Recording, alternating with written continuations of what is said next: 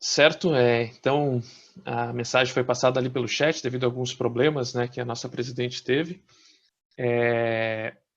Nós estamos então com 72 pessoas inscritas, espero que outras pessoas possam estar conectando aí no meio da palestra.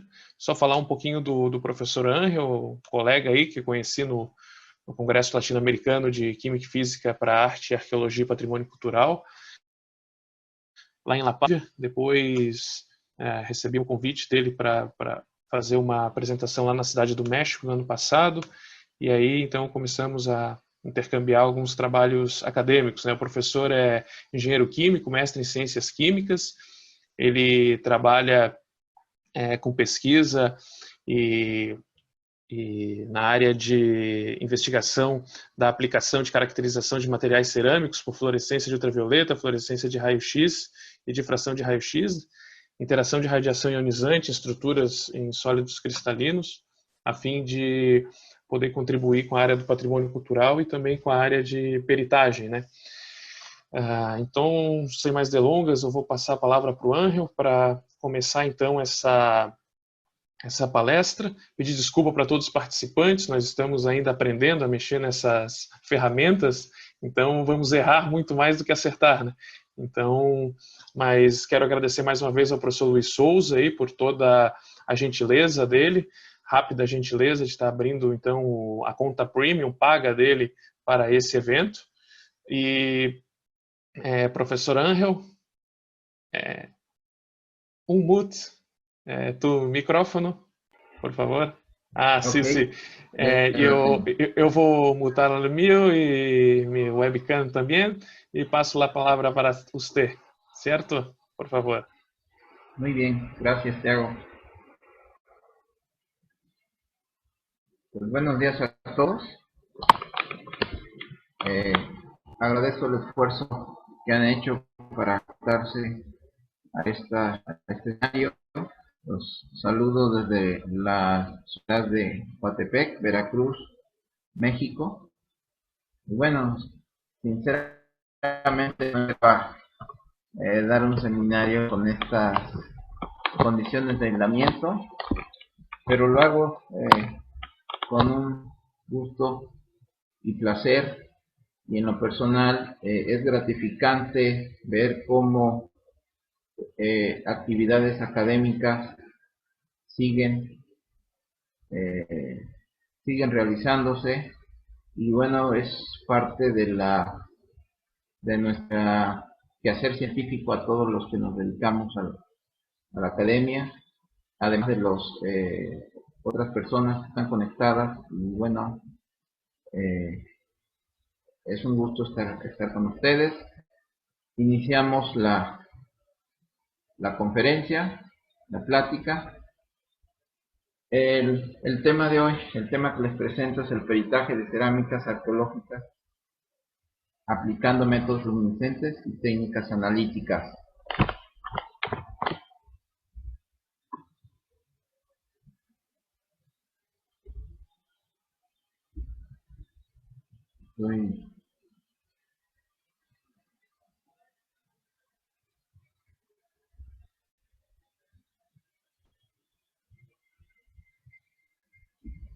Ok. Quiero iniciar con la introducción, algo de letras, pero es importante entender, y yo quiero iniciar con esta pequeña introducción. Existe una gran cantidad de piezas arqueológicas contextualizadas. Esto da fe de la autenticidad o antigüedad de la pieza. Sin embargo, existen muchas piezas de las cuales se desconoce su contexto, su procedencia. Con ello surge la pregunta: ¿es antigua o es una falsificación? Este tipo de piezas sin contexto generalmente se encuentran en instituciones académicas, museos, colecciones privadas, en casas de subastas de arte, incluso en el mercado negro. El valor económico de las piezas arqueológicas puede llegar a ser muy alto, Este es un detonante para el mercado negro y la falsificación de ellas. Por ejemplo, en México se pueden encontrar piezas falsas en colecciones que se conformaron hace más de un siglo. Expertos como arqueólogos y ceramistas en ocasiones emiten juicios erróneos sobre la antigüedad o autenticidad de piezas arqueológicas, dado los cada vez más sofisticados procesos de fabricación, donde las técnicas de manufactura antiguas son recreadas y las piezas son envejecidas artificialmente. En ocasiones, la iconografía o motivos también pueden ser modificados o incluso inventados, creando así incertidumbre a quienes estudian e interpretan desde un punto de vista académico este tipo de piezas. En el Laboratorio de Termoluminiscencia del Instituto de Geofísica de la Universidad Nacional Autónoma de México, UNAM, se llevan a cabo análisis de datación de muestras geológicas y arqueológicas, así como pruebas de antigüedad o autenticidad en cerámicas arqueológicas, aplicando el método de termoluminiscencia, además de otras técnicas como la luminiscencia de luz ultravioleta a diversas longitudes de onda y en colaboración la fluorescencia de rayos X para determinar la composición elemental y la difracción de rayos X para determinar la composición mineralógica. Algunos aspectos que hay que considerar y que propician las falsificaciones son el gusto en el ser humano por coleccionar objetos o piezas de arte, por ejemplo, cerámicas de origen prehistórico, arqueológico o colonial. El valor económico que adquieren los objetos o piezas dependiendo del origen e importancia histórica. La demanda de objetos y piezas por parte de los coleccionistas privados y públicos, así como el creciente número de artistas y especialistas capaces de crear réplicas muy similares a las piezas originales. Por ello, de forma casi natural, surge la pregunta, ¿es antigua o no? Y esta plática se refiere precisamente a contestar esta pregunta. Quisiera comentarles un poco acerca de la historia de las falsificaciones en México, y esto, bueno, he platicado con algunos colegas de Latinoamérica y creo que también en sus respectivos países ocurre el mismo fenómeno. Entonces inicio comentando que luego de la Guerra de Independencia, México abrió sus fronteras y el mercado de las falsificaciones incrementó con la llegada de europeos y estadounidenses. Muchas de las colecciones de objetos mexicanos, de museos y de particulares, comenzaron a formarse a principios del siglo XIX. Edward B. Taylor, un antropólogo inglés, en su libro Náhuatl en 1861, denuncia algunas falsificaciones de piezas al visitar México en 1856. Eugene Boban era un coleccionista, comerciante y estudioso del pasado mexicano, quien se denominaba el anticuario del segundo emperador de México, Maximiliano de Habsburgo. Comenta en su manuscrito de 1866 que después de la invasión de los Estados Unidos a México, al regresar a Estados Unidos, los norteamericanos pagaban muy bien por los objetos para enriquecer sus museos. Este mismo fenómeno ocurrió con la invasión francesa. Boban mismo envió piezas mexicanas para la comunidad científica francesa. Posteriormente vendía piezas prehispánicas y coloniales. Boban escribió sobre la falsificación de antigüedades mexicanas en 1870. La historia de las falsificaciones por la demanda de piezas fue una actividad presente durante el periodo colonial en México y que continúa hasta nuestros días. Este es un interesante caso en México, precisamente con la falsificación de piezas. Brígido Lara fue un falsificador mexicano de piezas arqueológicas mayas, aztecas y totonacas. Vendía sus obras como genuinas, Algunas de sus obras las vendió, por ejemplo, al Museo Metropolitano de Arte de Nueva York. Al ser arrestado en 1904, un experto declaró sus falsificaciones como auténticas. En la cárcel, para probar su inocencia, pidió arcillas y elaboró las mismas piezas. El mismo experto declaró que eran auténticas y fue liberado. El Museo de Antropología de Jalapa, en Veracruz, lo contrató en su tiempo como restaurador y perito. Aunado a esta situación, pues cada vez hay más cursos y talleres sobre elaboración de cerámica, es decir, se están haciendo cada vez más especialistas en este tipo de artefactos culturales. Por tanto, el ojo humano, el ojímetro, en ocasiones ya no es suficiente para determinar si una pieza es antigua o reciente. De hecho, ustedes pueden observar por ahí en el internet algunas casas de venta de arte y dentro de ellas cerámicas arqueológicas. Este es un ejemplo de una página de internet donde ponen a la venta una pieza de la cultura chopícuaro del periodo preclásico, más o menos entre del 400 al 100 a.C. Y miren el precio que llegan a alcanzar. Esta pieza particular la están ofreciendo entre 120.000 y 130.000 euros. Esto por ello es un gran detonante para las falsificaciones y el mercado negro de piezas. Ahora hablaremos un poquito de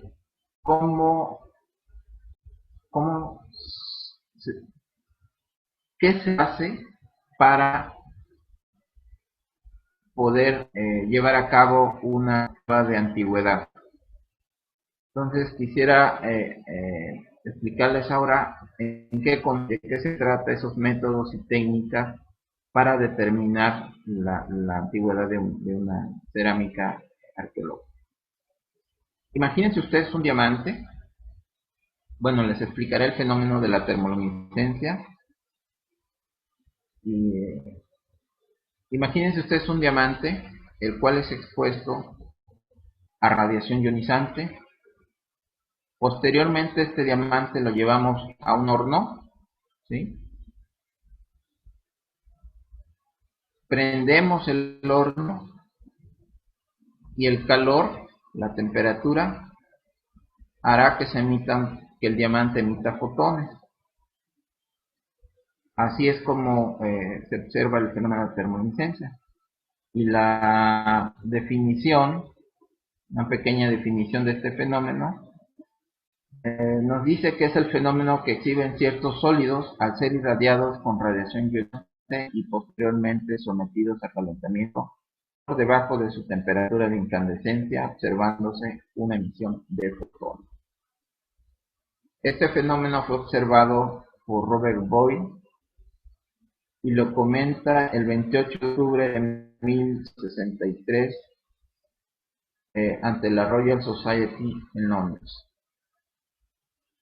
Este es un modelo físico de bandas de energía donde se representa qué es lo que está pasando en ese diamante. Podemos ver que, bueno, la radiación ionizante de rayo de gamma interacciona con el electrón, ¿sí? Este electrón viaja a través de la estructura molecular del sólido cristalino hasta llegar a un estado metaestable o trampa. Al someter este sólido cristalino a energía en forma de calor, el electrón regresa a su estado basal y el exceso de energía lo emite en forma de fotón. Esta es la representación física de este fenómeno. Ahora hablaremos un poquito del proceso de almacenamiento de la señal teledosis y el registro térmico en una muestra. Imaginemos un cuarzo que está dentro de la arcilla con la que está fabricada una pieza de cerámica. En el proceso de la formación mineral de este cuarzo, ¿sí? El sólido, el cuarzo en sí, es irradiado de forma natural, ¿sí? Esto es una dosis natural que al elaborarse la cerámica y llevarla a cocción, la señal luminiscente se vuelve cero. A partir de ese momento, ¿sí? Y hasta el momento de la recolección de la muestra, entramos en lo que es la dosis natural o paleodosis. Y bueno, ya en el laboratorio con un procedimiento, pues ya podemos calcular la dosis natural, es decir, la dosis con la que la muestra viene en campo. Aquí nada más es mencionarles que los, los radisótopos que irradian con radiación ionizante a mi muestra, pensamos en una cerámica, eh, tienen una vida media de miles de millones de años y principalmente son los radisótopos del uranio 238, el torio 232, torio 232 y potasio 40. ¿Cómo adquieren en campo esta paleodosis natural una cerámica? Pues imaginemos este esquema. Tenemos una cerámica enterrada en un sitio arqueológico, rodeada del suelo. El suelo contiene el uranio y potasio y estos elementos irradian de forma natural a mi pieza. Además que dentro de la misma composición de la cerámica existen estos radisótopos y ocurre un proceso de autoirradiación. También debemos de considerar la contribución de la dosis de radiación cósmica. A partir de este esquema, pues se tiene la ecuación de la edad calculada por termoluminiscencia, la cual nos dice que la paleodosis eh, es dividida entre la... ¿Cuál es el momento, digamos, cero o el momento a fechar? Tanto en una muestra geológica, pues imaginemos un depósito de pómez, el momento a fechar tiempo cero, es el momento en que el último evento de calentamiento y este es cuando el volcán hizo erupción. Por otro lado, en una muestra arqueológica, el tiempo cero o el cronómetro inicia con la cocción de la cerámica. Esta es a grandes rasgos la ecuación de la edad, donde, como les comentaba, está conformada por la paleodosis y la tasa de dosis anual. A su vez, la paleodosis se descompone en otros factores y la tasa de dosis anual es conformada por la dosis alfa, beta, gamma y cósmica proveniente de los radioisótopos naturales antes mencionados. Y de esa forma, pues nosotros podemos calcular la edad. Los fotones tienen cierta longitud de ondas y se presentan dentro del espectro visible, más o menos entre los 400 y 700 nanómetros. Este es un espectro termoluminiscente, ¿sí?, en sus tres dimensiones: temperatura, energía de emisión e intensidad.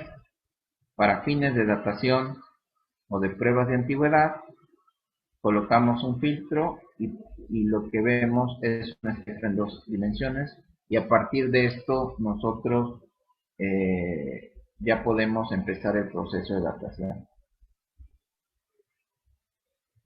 Aquí presento la importancia de la composición mineralógica en una muestra. Aquí podemos ver, por ejemplo, que el cuarzo, estos espectros en negro, la emisión se produce a diferentes longitudes de ondas. Por ejemplo, en el A se presenta a 400, 500 nanómetros, tiene diferentes picos. Aquí presenta en el B a otras longitudes.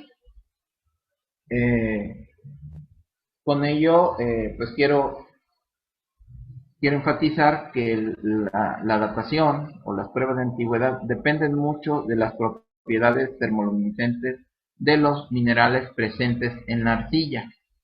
No todas las muestras se pueden datar o realizar pruebas de antigüedad porque estos minerales pueden no presentar un espectro termoluminescente óptimo. Aquí también muestro que la diferencia en los filtros nos pueden diferentes espectros termoluminescentes, y un espectro termoluminescente, bueno, también está conformado por varios. En un proceso de fechamiento de muestras geológicas, pues toma la muestra en campo, entra un proceso de separación de minerales, se verifican en microscopios, se hacen separación, todo es un proceso. Y bueno, la finalidad es concentrar un mineral, por ejemplo, de esta mezcla que tenemos una muestra total, pues pasa por un proceso y obtenemos una concentración de minerales, en este caso fueron vidrios, y con ello lo que esperamos es obtener un espectro termoluminescente óptimo, es decir, un pico con una alta intensidad y muy bien definido en un rango de temperatura de aproximadamente entre 200 y 450 grados centígrados. Ahora vamos a entrar a lo que es la datación arqueológica. Quiero empezar con la datación porque las pruebas de antigüedad es una vertiente de lo que es la datación. El proceso es el mismo, sin embargo hay detalles que más adelante comentaré, por lo cual una datación es diferente a una prueba de antigüedad, aunque el proceso de preparación y de análisis de la muestra es prácticamente el mismo. Ahora, en una datación arqueológica, pues iniciamos con el trabajo de campo. Aquí en estas imágenes, pues presento algunos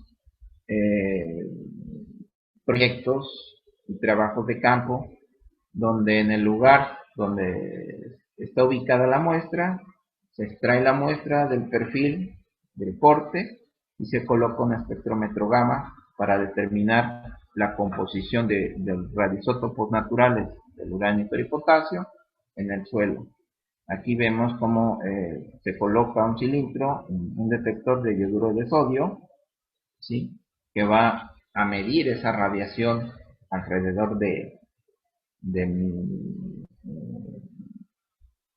mi muestra provenientes del suelo. Ya posteriormente llevamos el equipo al laboratorio y descargamos los datos. Ya una vez con la muestra en el laboratorio, bueno, pasa por diferentes procesos dependiendo del tipo de muestra. Digamos, puede ser un sedimento, puede ser una roca, puede ser una cerámica, etcétera. Cada una se procesa de forma diferente de acuerdo a sus características. Una parte de la muestra en datación arqueológica, pues se lleva un proceso de análisis para determinación de estos elementos uranio y potasio.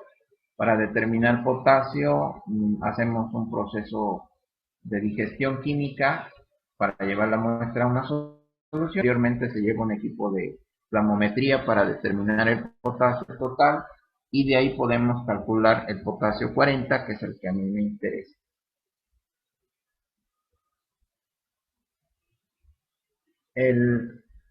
También la muestra puede pasar por un análisis mineralógico, petrográfico. Se elaboran de la roca, también de la propia cerámica. Podemos fabricar una lámina delgada y con un microscopio petrográfico o una microsonda, un microscopio de barrido electrónico, podemos analizar los componentes minerales que están en nuestra muestra. El laboratorio, bueno, aquí nada más presento un panorama de las diferentes áreas. Este es el equipo lector, Por aquí tenemos el equipo irradiador. Cabe señalar que la muestra se procesa en condiciones de oscuridad, dado que la luz también es un agente desexcitante en mi señal, y esto podría ocasionar una disminución en la señal luminiscente. Traducido, significa que la muestra puede disminuir su edad. Por eso se trabaja en estas condiciones de oscuridad, apoyados de una lámpara de cierta longitud de onda que interfiere en lo mínimo con nuestra muestra. Aquí les presento un ejemplo de un proyecto de datación en la zona Soque, en Tabasco, México. Y algunos aspectos: los pozos de excavaciones, la espectrometría gamma, se obtienen los materiales, y finalmente lo que interesa a los arqueólogos, ceramistas y antropólogos es la edad de esta cerámica, ¿sí? Aquí tenemos, por ejemplo, 3 grupos diferentes de cerámicas con las respectivas edades absolutas y relativas. Y por supuesto tenemos también una edad relativa de referencia. Otro proyecto de datación fue en el sitio arqueológico Cerro del Teule en Zacatecas. Aquí el interés era fechar un horno, ¿sí? Aquí tenemos la panorámica del horno. Tenía 2 recubrimientos, se tomaron muestras de los 2 recubrimientos, y el punto a fechar en el horno fue la última vez que el horno fue usado. Es decir, los recubrimientos, fueron sometidos a su último proceso de calentamiento ocurrido cuando el horno se usó por última vez. Aquí tenemos las edades de los recubrimientos y salieron muy cercanas, y eso sería lógico pensar porque los recubrimientos sufrieron este mismo último proceso de calentamiento al mismo tiempo. Dentro del proceso de datación también iniciamos, en campo, una vez que la cerámica llega al laboratorio, con la ayuda de arqueólogos y ceramistas, generalmente asociados al proyecto de investigación. Ellos describen la pieza, ¿sí? El tipo cerámico que es. Ya después, nosotros en el laboratorio se hace el dibujo tradicional de la cerámica, se determina la coloración de la cerámica usando la tabla de color Munsell para suelos. También se puede utilizar un colorímetro. La cerámica pasa por un proceso de fotografía, macro, micro, y se le determinan algunos parámetros como la dureza de moho. También, si lo requiere, la pieza es fotografiada para poder tener su imagen en 3 dimensiones. Con toda esta información se lleva una ficha descriptiva del fragmento cerámico o la pieza, y con ello se va conformando una base de datos. Como les decía anteriormente, también de la propia cerámica se pueden hacer cortes, ¿sí? Láminas delgadas para ver las propiedades de las arcillas, y podemos también analizarlo, por ejemplo, en un equipo de microscopía electrónica de barrido, en la técnica de EDS.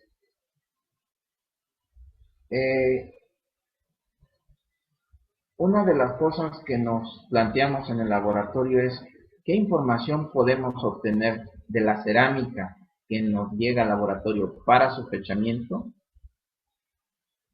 y la respuesta es mucha información.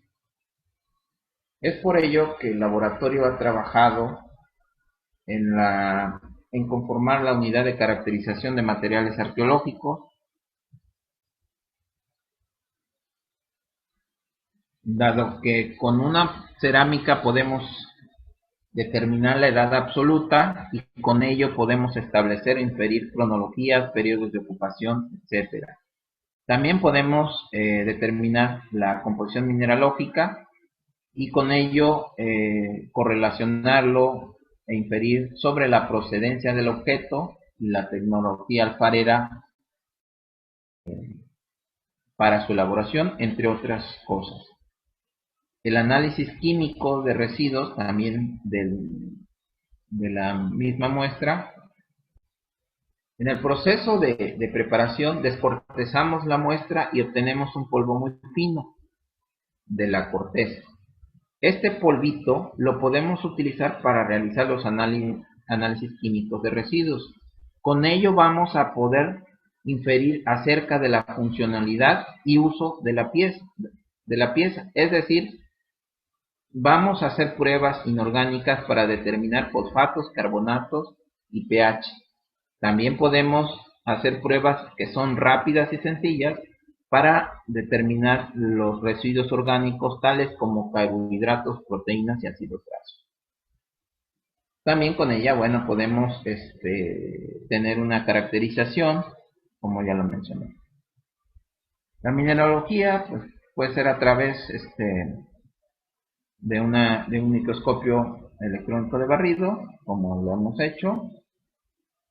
Aquí presento nada más esta lámina donde tenemos la comparación mineralógica entre cerámicas de un lote proveniente de un proyecto arqueológico. Vemos claramente en la gráfica de barras la diferencia entre la composición mineralógica. Esta composición mineralógica nos puede ayudar a conformar grupos, por ejemplo, por cronología o temporalidad, por estilos, ¿sí? Y con ello poder inferir nuevamente sobre la tecnología alfarera o los procesos de fabricación, por ejemplo, el uso de desgrasantes para cambiar las propiedades plásticas de la arcilla. Los análisis químicos de residuos orgánicos e inorgánicos pues nos ayudan para determinar la presencia o ausencia de estos residuos orgánicos. Por ejemplo, que una vasija fue utilizada para como contenedor de agua o como un recipiente donde se elaboraban alimentos o se servían alimentos al contener, por ejemplo, un alto contenido de proteínas y carbohidratos. Aquí, bueno, también en esta lámina presento cómo en un lote de cerámicas, cómo podemos ir observando el uso de estas vasijas en función de su temporalidad o su estilo. Bien, ahora vamos a entrar a lo que es el peritaje arqueológico. La diferencia entre el peritaje arqueológico, la datación y las pruebas de antigüedad radica en que la datación tenemos los datos de campo a través de las excavaciones. En una prueba de antigüedad desconocemos el contexto. Generalmente estas piezas están en almacenes, museos, instituciones académicas, instituciones privadas, y no podemos contar con los elementos de campo, pero sí podemos contar con los elementos propios de la pieza, es decir, de la autoirradiación. Por tanto, las pruebas de antigüedad no son una datación, solamente proporcionan una edad aproximada con una alta incertidumbre, pero que es suficiente para definir que la pieza es o no de reciente fabricación. ¿Sí? Y con eso ya entramos al tema de peritaje arqueológico.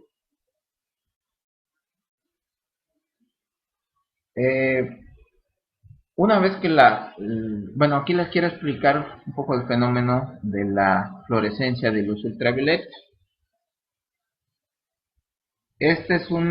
Son minerales, digamos, con iluminación natural o artificial. Cuando le colocamos una lámpara de luz ultravioleta, lo podemos ver de esta manera, ¿no? Ya podemos observar otro tipo de brillo, otro tipo de luminiscencia característico de cada mineral.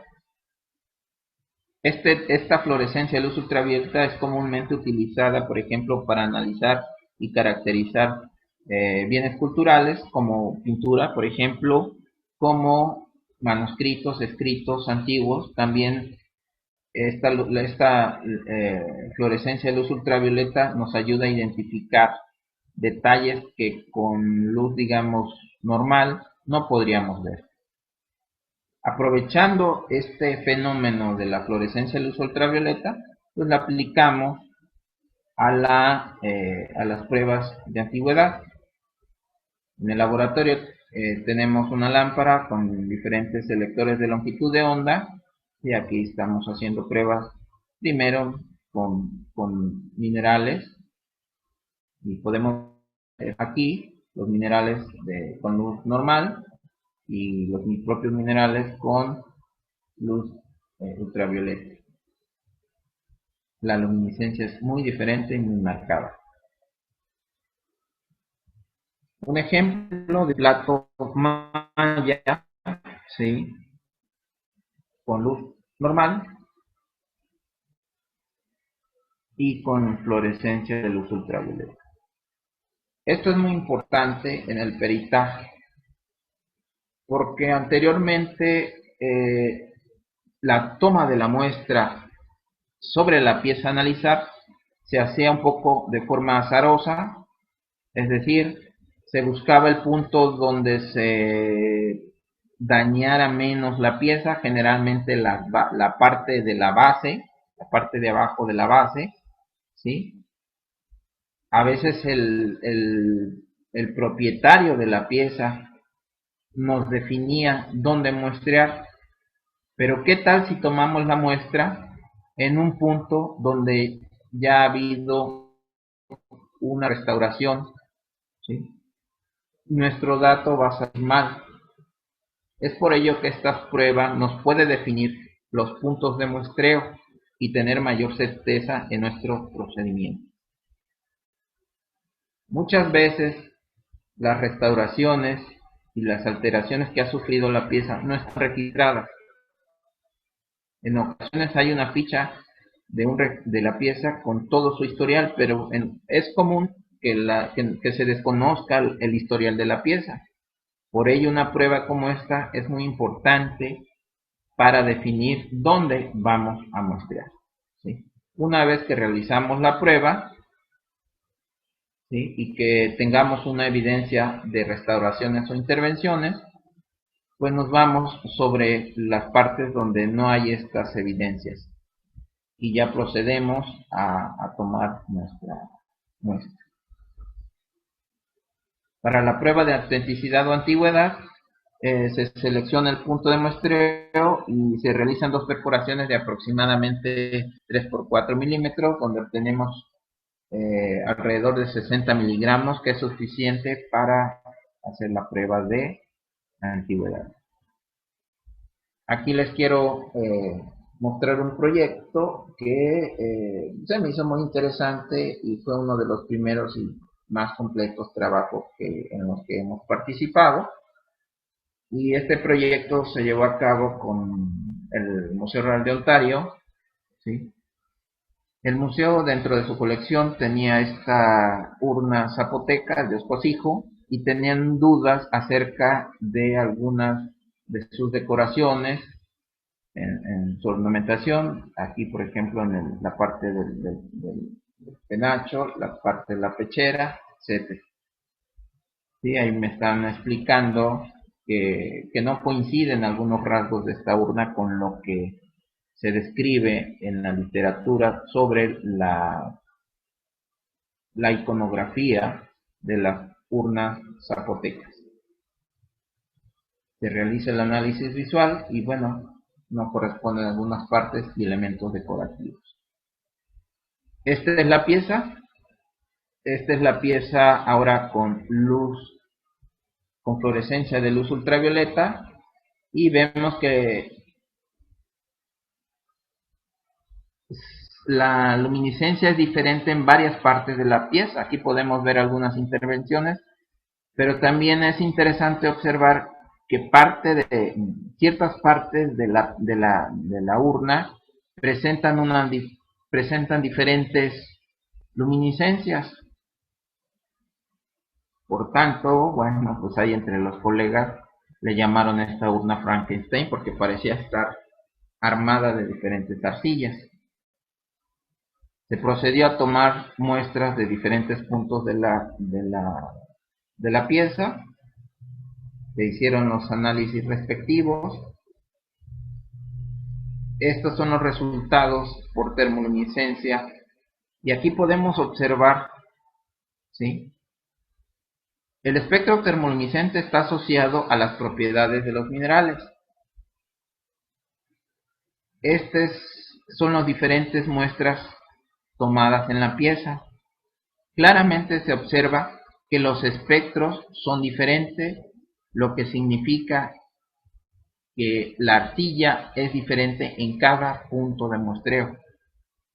Incluso esta gráfica de la derecha, estos espectros no los agregué a dado que el orden de magnitud era muy bajo. O sea, la eficiencia de una arcilla con respecto a la otra variaba mucho, entonces la señal luminiscente era muy diferente en orden de magnitud. Señales termoluminiscentes naturales diferentes es igual a diferentes arcillas. También el análisis de la concentración de radioisótopos, como ustedes podrán ver, fueron diferentes en cada una de las muestras. En uranio, por ejemplo, hay un punto tenía 5.5 y el otro 0.22 y así con los demás radioisótopos. Esto nuevamente nos corrobora que tienen diferente composición. Al calcular la edad en cada una de las muestras, bueno, pues podemos ver también que hay diferentes edades, ¿sí? Que son diferentes partes. A las muestras se le realizó la fluorescencia de rayos X para determinar la composición mineralógica y podemos ver que se agrupan de forma diferente. Nuevamente corrobora diferentes tipos de arcillas, diferentes tipos de elementos químicos presentes en cada uno. La difracción de rayos X también se realizó y podemos ver una diferencia entre la mineralogía presente. La otra parte es asociar esa mineralogía con las arcillas correspondientes, por ejemplo, al Valle Central de Oaxaca, ¿sí? Para poder correlacionar las mineralogías con la mineralogía de la zona. Porque quisiera mencionar aquí que dentro de las técnicas de falsificación de piezas, primero era fabricar las piezas lo más idénticamente posible. Posteriormente esas piezas se trataron de envejecer artificialmente, sometiéndolas a la intemperie, enterrándolas, dejándolas un tiempo enterradas, que interaccionaran con el suelo, con las bacterias, etcétera, etcétera. Y bueno, la mineralogía nos podría dar observar esa diferencia entre una pieza, su arcilla y la posible origen de esa arcilla. Es decir, si es una arcilla, digamos, en una pieza zapoteca, tendría que corresponder con la geología de la zona de Oaxaca, ¿sí? Y se podían identificar algunas falsificaciones. Sin embargo, ahora ya los falsificadores van a las fuentes de arcilla de la zona. Es decir, si quieren fabricar una urna zapoteca, entonces se van a las fuentes de arcilla de Oaxaca y de ahí elaboran las falsificaciones. Es por ello que ya la mineralogía no es contundente para decidir si una pieza es antigua o no, o es una falsificación o no.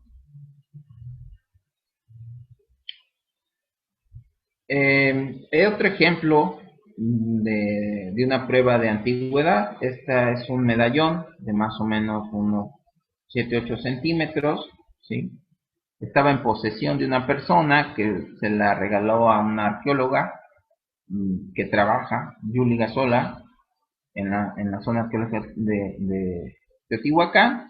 Le hicimos las pruebas correspondientes y obtuvimos una edad aproximadamente de 1429 años, una relativa al 582. Si bien no es una fecha exacta, como les comentaba, pero sí nos hace inferir que la pieza definitivamente no es de reciente fabricación, ¿sí? El resultado de esta pieza, pues, auténtico.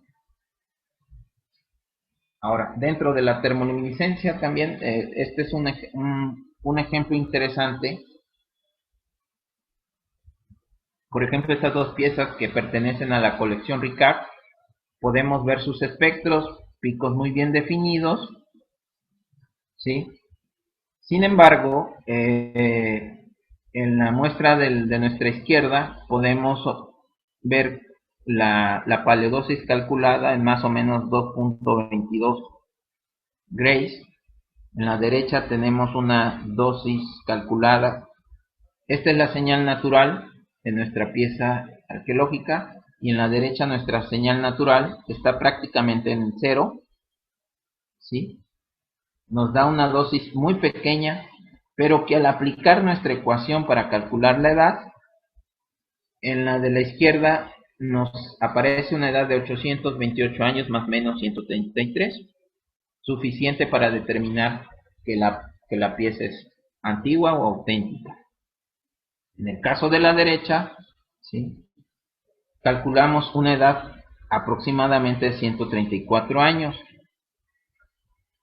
Si bien es una edad muy pequeña para una urna zapoteca, que definitivamente nos diría que es falsa, sin embargo es una edad considerable. Esto nos causaba un poco de ruido, digamos, entender qué estaba pasando aquí.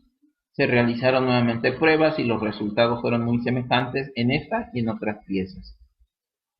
Al platicar con los responsables de las muestras, pues me explican, me comentan que esta colección Ricard se formó a principios del siglo pasado, es más o menos por ahí del año 1910. Entonces, la pieza, aunque era una falsificación, ya tenía alrededor de 100 años de antigüedad,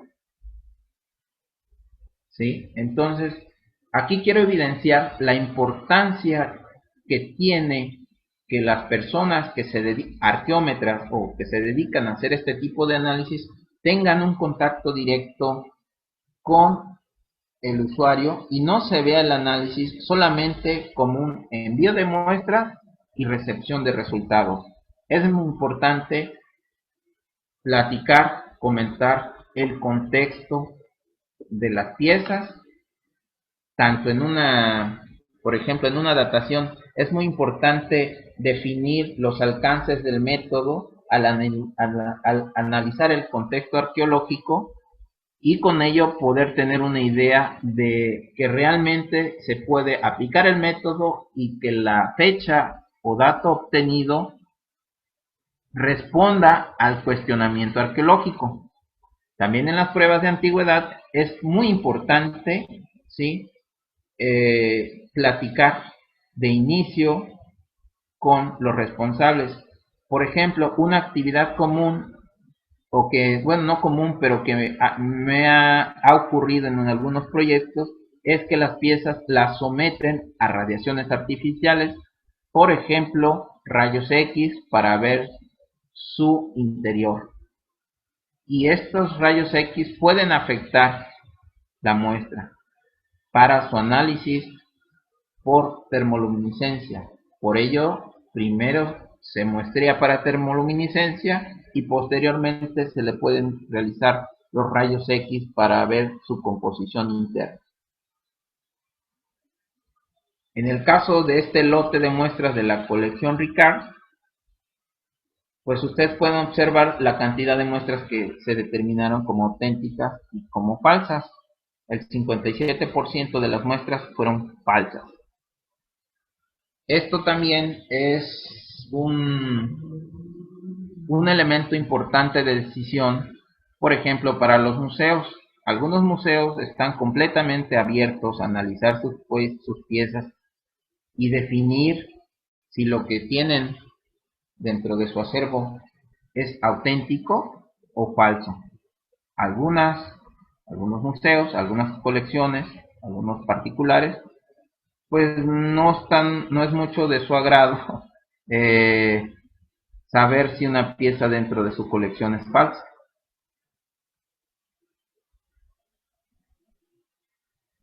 Bueno, aquí menciono que algunas muestras pues no se pudieron analizar.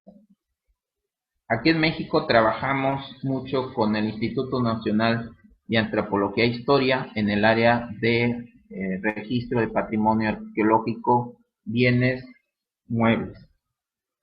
¿Sí? Por ejemplo, en cerámicas, a veces ellos tienen duda que a partir de un análisis visual puedan determinar si la pieza es auténtica o no. Es común que colaboremos, que nos visiten, que tomemos muestras y, por ejemplo, estas vasijas dinteles mayas, muy bonitos por cierto, consideraban que las piezas eran falsas, estaban bajo el resguardo de una persona y que al saber que estas piezas eran auténticas y por supuesto con un alto valor histórico, un alto valor académico y un alto valor económico, pues procedieron a tener estas piezas ya bajo el resguardo del INAH y no de la persona que las tenía en su poder.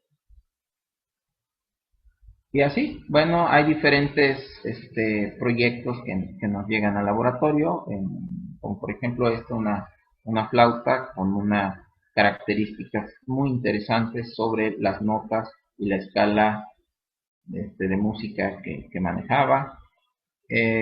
Como les decía, trabajamos nuestro principal usuario para la datación o pruebas de antigüedad, es el Instituto Nacional de Antropología e Historia, donde si es una pieza es fácil llevarla al laboratorio, si es más de una pieza, pues es mejor trasladarse al área donde están resguardadas y tomar las muestras.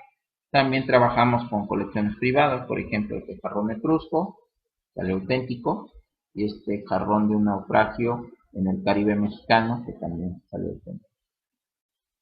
En esta pieza, esta figura antropomorfa, articulada, estaban muy interesados ya que la pieza presentaba estas articulaciones, se movía, pero pues lamentablemente la pieza resultó falsa. También nos llegan hasta proyectos medios, podríamos decir, chistosos, de alguna forma, interesantes. Por ejemplo, una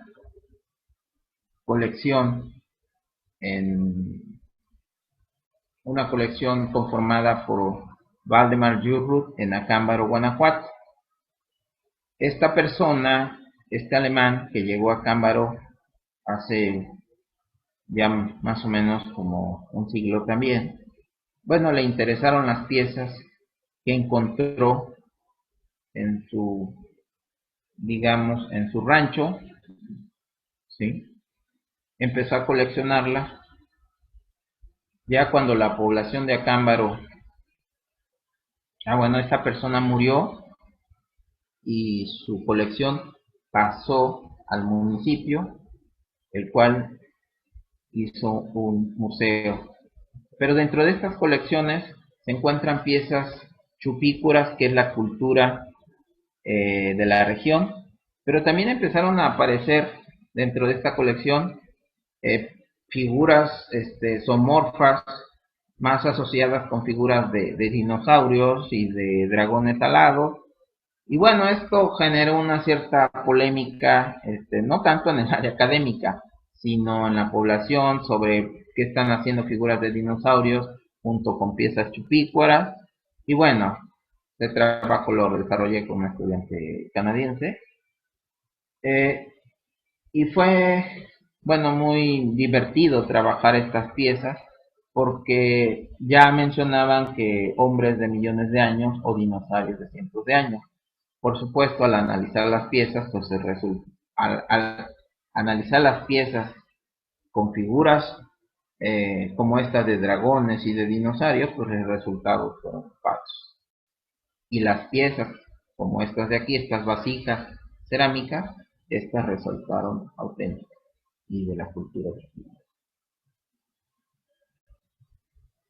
Ay, perdón, aquí se está repitiendo este proyecto. Bueno, que quería evidenciar lo mismo. Bueno. También de un fragmento cerámico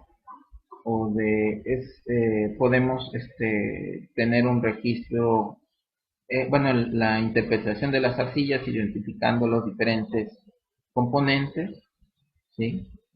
Podemos hacer inferencias sobre los desgrasantes incorporados y dependiendo el tipo de muestra es el análisis que vamos a llevar a cabo. Por ejemplo, en la datación, pues sin problemas podemos hacer una lámina y llevarla a una microsonda, ¿sí? Y a través de un análisis EDS, pues podemos identificar la mineralogía. Pero para el peritaje no tenemos piezas o suficiente muestra. La muestra es muy pequeña, como les decía, aproximadamente unos 60 miligramos. Por ello, en colaboración, analizamos, por un lado, la mineralogía a través de difracción de rayos X con un equipo portátil incluso, y que apenas con unos miligramos podemos determinar fases mineralógicas, y por otro podemos con un equipo de fluorescencia de rayos X también portátil podemos identificar la mineralogía y también con unas fracciones muy pequeñas. El siguiente paso dentro del laboratorio es el siguiente. Aquí les presento un diagrama de flujo de lo que es el proceso de datación y caracterización. Ahora, lo que estoy tratando o actualmente trabajando es en establecer la metodología o protocolos para el análisis o pruebas de antigüedad en una pieza de cerámica. Este diagrama son los pasos de todo el proceso que lleva, por ejemplo, una cerámica, ¿sí? No nada más la datación, sino el análisis mineralógico, la determinación de residuos químicos y por supuesto la edad. La propuesta metodológica que estoy trabajando para las pruebas de antigüedad consideran, por ejemplo, determinar el alcance del análisis, nuevamente la plática, ¿sí? Y el análisis de la problemática entre la persona del laboratorio y el usuario o propietario de la pieza, el diagnóstico y descripción de la pieza para validar procedencia si se puede y posible composición asociados a las fuentes de arcilla. Aplicación de la fluorescencia de luz ultravioleta para precisar el punto de muestreo. Se me olvidó mencionar que en el ejemplo de la muestra, por ejemplo, de la urna del Museo Rural de Ontario, la pieza fue armada de diferentes arcillas. Es también una práctica en falsificadores partir las piezas y de ahí sacar réplicas con algunas piezas auténticas, y a la hora de muestrear, si se muestrea la pieza que realmente es auténtica, pensaríamos que todo el resto sería auténtico, pero no. Es por ello que es muy importante precisar el punto de muestreo. Otra parte de esta propuesta o de este proceso es la aplicación del método de termoluminiscencia como un método para determinar una posible edad, también asociado a la aplicación de la técnica de fluorescencia de rayos X, ¿sí?, para determinar la composición elemental, y la aplicación de la técnica de difracción de rayos X para comparar mineralogías, si se puede, con las posibles fuentes de la arcilla. Y por último, bueno, integrar e interpretar los resultados finales. Bueno, agradezco a todos su atención y los dejo aquí con la imagen de una urna zapoteca del señor Ocho Temblor en la Zonta, Oaxaca, México. Tiago, pues podemos pasar, no sé, a una sesión de preguntas. Olá, Ángel, professor Luiz. Primeiro, muitas gracias por sua excelente apresentação. Creio que trazes muito exemplos práticos em ambientes museológicos e acervos que ela identifica a falsificação desses objetos é muito importante para a arte e para a história, não só para o México, mas para todo o globo, creio eu, né? Pois esta história mexicana é uma história global, certo? Sim. Então, passamos para algumas perguntas. Quero também agradecer mais uma vez para o professor Luiz Souza, né, pela gentileza aqui de poder proporcionar esse evento, onde o outro plataforma nossa não estava funcionando. E já tem algumas perguntas aqui temos alguns questionamentos e perguntas, sim, de um colega, nosso colega Tiago Pugliese, químico, da Universidade de Pelotas, ao sul do Brasil. Tiago pergunta qual é o tamanho mínimo para a análise de termoluminescência, o primeiro questionamento. El tamaño mínimo. Para una datación se pueden utilizar fragmentos de aproximadamente 3 por 4 centímetros. Con eso le podemos hacer el proceso de datación y si se requiere los análisis de petrografía a través de una lámina, etcétera, etcétera. Entonces, con un fragmento de aproximadamente 4 por 3 centímetros, para la prueba de antigüedad, ¿sí?, requerimos hacer 2 perforaciones y de ahí obtenemos aproximadamente un polvo con 60 miligramos, que es suficiente. Aquí en la prueba de antigüedad no requerimos una alta precisión, por ello no necesitamos mucha muestra. Y un punto importante es tratar de dañar o alterar lo menos posible la pieza. Por eso con aproximadamente 60 miligramos podemos hacer la prueba. Perfeito. Outra pergunta é: a profundidade do enterro afeta as análises?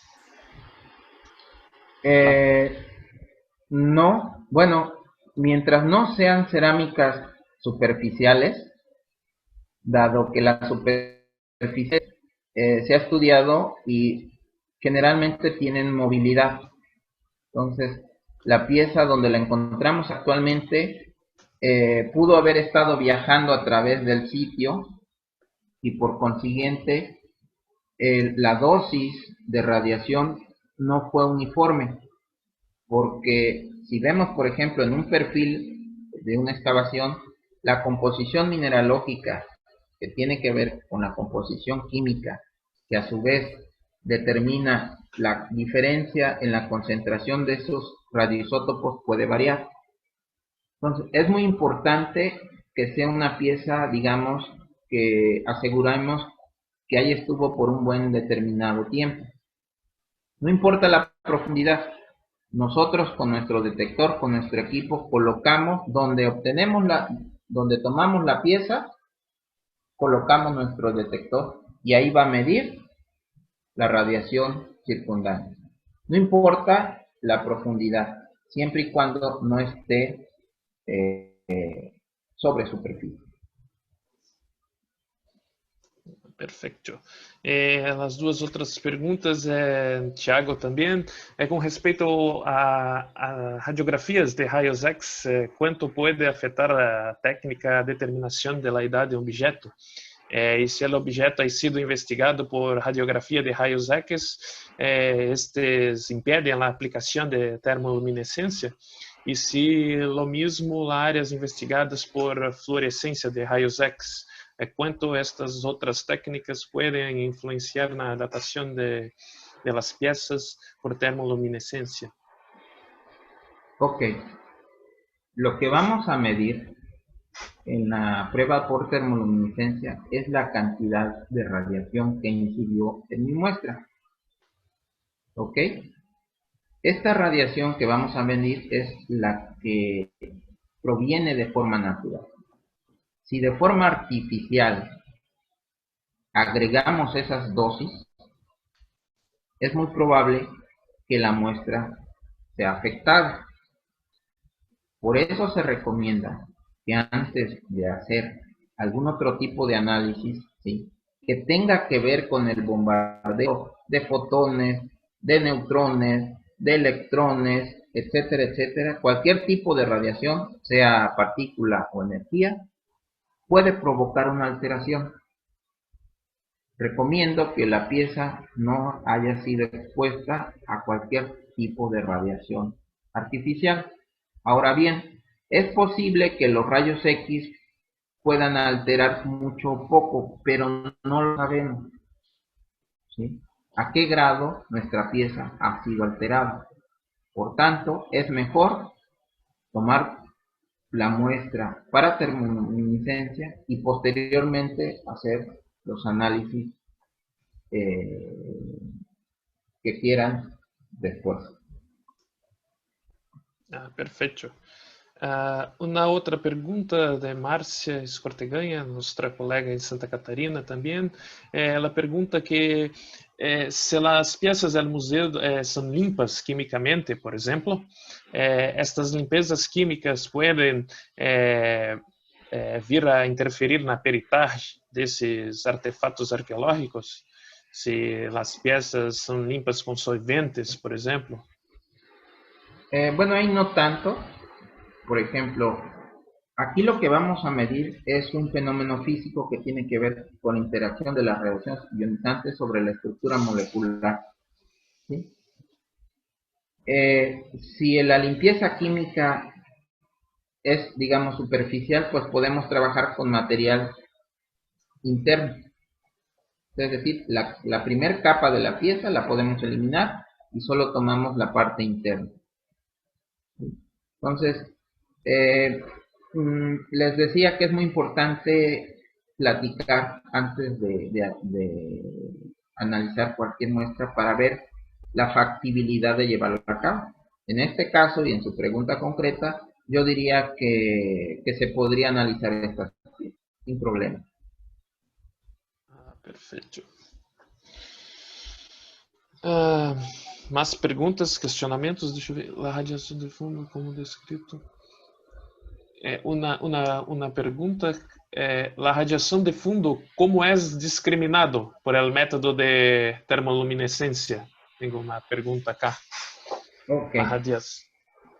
Bueno, en una de las gráficas presenté mis espectros termoluminescentes. La muestra es colocada, se toma la lectura, se registra el espectro termoluminescente y posteriormente hay una segunda lectura que le llamamos de fondo, ¿sí? Porque la señal termoluminescente nunca es cero, digamos, en términos reales. Por ello, la muestra, a la hora de tomarse de su lectura, se hace una segunda lectura donde ya no tiene esa radiación natural, sino se mide la señal TL de fondo o background y se le resta a la espectro, digamos, inicial. Y con ello, bueno, pues eliminamos la luminiscencia de fondo, background. No sé si con esto queda claro. Ah, Porque a eso se creo que refiere. sí, creo que sí, professor. Uma outra pergunta da Maria Eduarda.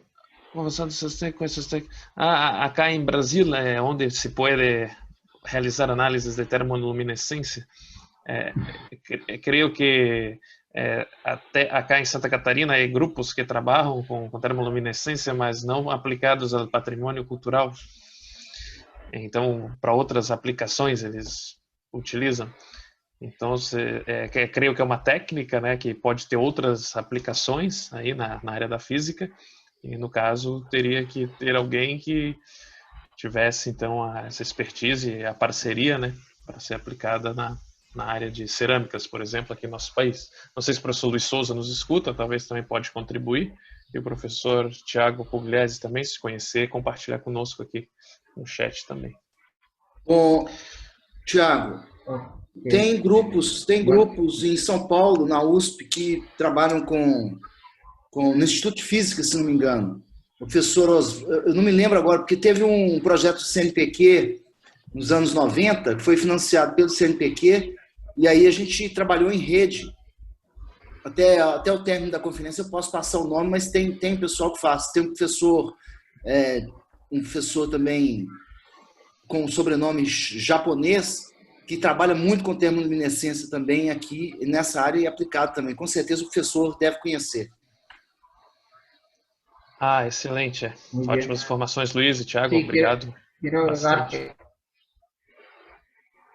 Quiero agregar que uno de los, digamos, pioneros también en la datación, el doctor Watanabe, precisamente en la Universidad de São Paulo. Watanabe, exactamente. No, creo que ya se retiró, pero hay un grupo por ahí que sigue manteniendo. De hecho, Tiago, te comento que algunos de los trabajos presentados en ASMA eran de un peruano que hizo su trabajo precisamente ahí en Brasil. De hecho, radica en Brasil, trabaja en Brasil. Ahora bien, sobre la pregunta, bueno, de hecho yo vengo de un grupo de personas que trabajan el fenómeno de la termoluminiscencia desde el punto de vista físico, con aplicación, por ejemplo, a la dosimetría. ¿Sí? Tuve la fortuna de iniciar este laboratorio en un área de ciencias de la Tierra, donde tenía a la mano geólogos que eran expertos en mineralogía, también arqueólogos. Entonces, bueno, por supuesto que pueden iniciar en Brasil los físicos que hacen termoluminiscencia la aplicación a la datación. Es un proceso, en la experiencia personal, es un proceso largo, definitivamente. Hay que considerar muchas cosas, ¿sí? Aquí es muy importante, no lo mencioné, pero cuando trabajo con arqueólogos y antropólogos, estamos hablando de arqueometría. Y la arqueometría es el híbrido y la mezcla entre las ciencias duras como física, química, ingeniería, etcétera, y la arqueología. Es muy importante tener este concepto claro, dado que analizar una muestra arqueológica no es en sí hacer arqueometría.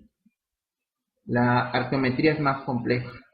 ¿A qué se refiere? A que los que estamos en el laboratorio tenemos que mezclarnos, tenemos que entender un poco la arqueología, tenemos que entender el contexto en el sitio para poder llevar nuestras técnicas, ¿sí?, de forma correcta y responder a esos cuestionamientos arqueológicos.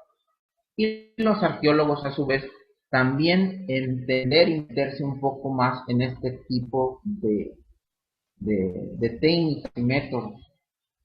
Este ejercicio de que estemos mezclados aquí diferentes disciplinas es muy importante porque de esto robustece el proceso de investigación, por ejemplo, en aplicar el fenómeno de termoluminiscencia a la datación. Aquí en México existen un grupo muy grande y hay diferentes grupos en el país de físicos dedicados al monitoreo radiológico, a desarrollar dosímetros artificiales con el fenómeno termoluminiscencia, pero actualmente, digamos, mi laboratorio es el único que se dedica al fechamiento de muestras. Por ahí algunos detalles han impedido que hagan esa aplicación. Entonces yo sugiero que los físicos, químicos, ingenieros, pues se asesoren y se acerquen mucho con geólogos, con arqueólogos, etcétera, y vayan conjuntando experiencias, vayan analizando las situaciones para poder llevar a cabo el proceso de fechamiento. No, para hacer datación por termoluminiscencia, la complejidad no radica en el equipo, sino en el proceso que se lleva a cabo y en el análisis. No es lo mismo analizar un sólido, ¿sí?, artificial con todas las propiedades que una arcilla. Los minerales ahí tienen comportamientos diferentes, no, bueno, los tiempos de análisis también es muy importante. Con esto la respuesta. Ah, sim, sim. Muito bem, professor. Temos duas mais perguntas. Lino Mauer, colega também químico, pergunta se a temperatura utilizada em análise de termoluminescência, qual é a temperatura utilizada em análises, e se a análise de termoluminescência pode causar alguma modificação estrutural em las peças analisadas. Bien. La muestra se lleva, digámoslo así, de temperatura normal, digamos 20 y tantos grados, hasta aproximadamente 500 grados. El espectro que nosotros vamos a analizar va entre más o menos 250 grados hasta los 450 grados. Pasados los 500 grados, ya no observamos el fenómeno de la termoluminiscencia. Podemos tener otro tipo de fenómenos como la incandescencia. Por ejemplo, cuando un clavo es calentado por arriba de los 500 grados y se pone al rojo vivo. Esa es una luminiscencia asociada a la temperatura, no al fenómeno de la termoluminiscencia. Una cerámica, generalmente para tener su dureza, ¿sí?, son calentadas en su mayoría por arriba de los 500 grados para conformar esa solidez, ¿sí?, para conformar las propias características con las que conocemos la cerámica. Una temperatura menor a la temperatura de cocción, pues es difícil que cause algún daño a la muestra. De hecho, ya la arcilla ya pudo haber sufrido el daño desde el momento en que se elaboró y se coció. Ah, sim, perfeito, professor.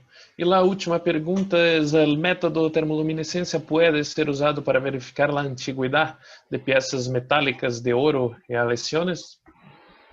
No. No, definitivamente no. Es uno de, bueno, ahorita ojalá salgan pronto algún método para hacer fechamientos de metales, pero al momento no.